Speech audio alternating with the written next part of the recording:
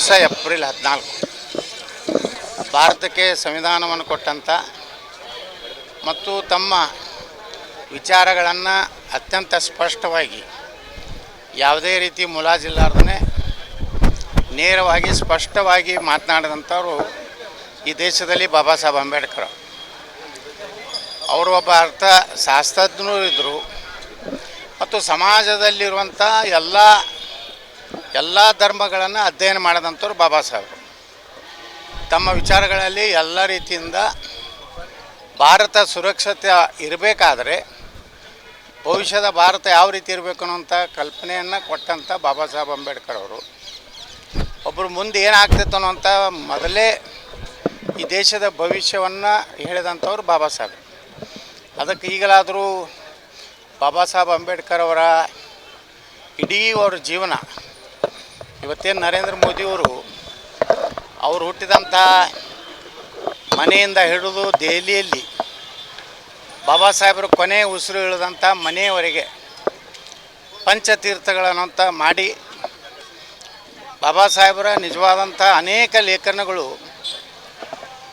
ಅವರ ಒಂದು ವಿಚಾರಗಳನ್ನು ಭಾಳ ಸ್ಪಷ್ಟವಾಗಿ ಜನರಿಗೆ ಗೊತ್ತಾಗ್ತದೆ. ಇದರಿಂದ ಬಾಬಾ ಸಾಹೇಬ್ ಅಂಬೇಡ್ಕರ್ ಅವರು ಯಾವುದೇ ಒಂದು ವರ್ಗದ ನಾಯಕರಲ್ಲ, ಇಡೀ ಭಾರತದ ಎಲ್ಲ ಜನಾಂಗದ ನಾಯಕರು ಬಾಬಾ ಸಾಹೇಬ್. ಅದಕ್ಕೆ ಬಾಬಾ ಸಾಹೇಬ್ ಅಂಬೇಡ್ಕರ್ ಅವರ ಆದರ್ಶಗಳನ್ನು ಮುಂದಿನ ದಿವಸಗಳಲ್ಲಿ ನಾವೆಲ್ಲ ಪಾಲಿಸ್ಕೊಂಡು ಹೋಗಿ ಅಂಬೇಡ್ಕರ್ ವಿಚಾರಗಳನ್ನು ನಮ್ಮ ಜೀವನದಲ್ಲಿಯೂ ಅಳವಡಿಸ್ಕೋಬೇಕನ್ನೋಂಥ ಪ್ರಾರ್ಥನೆಯನ್ನು ಎಲ್ಲ ಜನರಲ್ಲಿ ಮಾಡ್ತಾರೆ.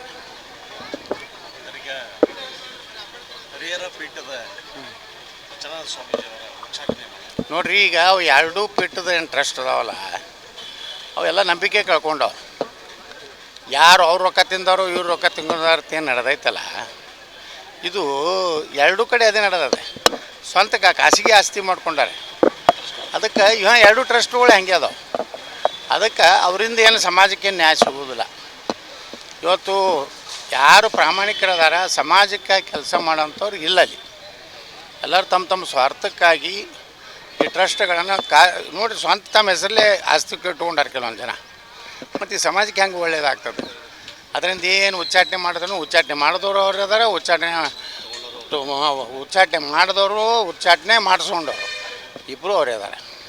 ನಿರ್ಭೀತ, ನಿಷ್ಪಕ್ಷಪಾತ, ವಿಶ್ವಾಸಾರ್ಹ ಸುದ್ದಿಗಳಿಗೆ ಮತ್ತೊಂದು ಹೆಸರಾಗಿರುವ ನ್ಯೂಸ್ 18 ಕನ್ನಡ ಈಗ ಆಪ್ನಲ್ಲೂ ಲಭ್ಯವಿದೆ. ದಯವಿಟ್ಟು ಇಲ್ಲಿರುವ QR ಕೋಡ್ ಅನ್ನು ಸ್ಕ್ಯಾನ್ ಮಾಡಿಕೊಂಡು ಆಪ್ ಡೌನ್ಲೋಡ್ ಮಾಡೋದಕ್ಕೆ ಮರಿಬೇಡಿ. ನಿಮ್ಮ ಬೆಂಬಲ ಹೀಗೆ ಸದಾ ನಮ್ಮೊಂದಿಗಿರಲಿ. ಧನ್ಯವಾದ.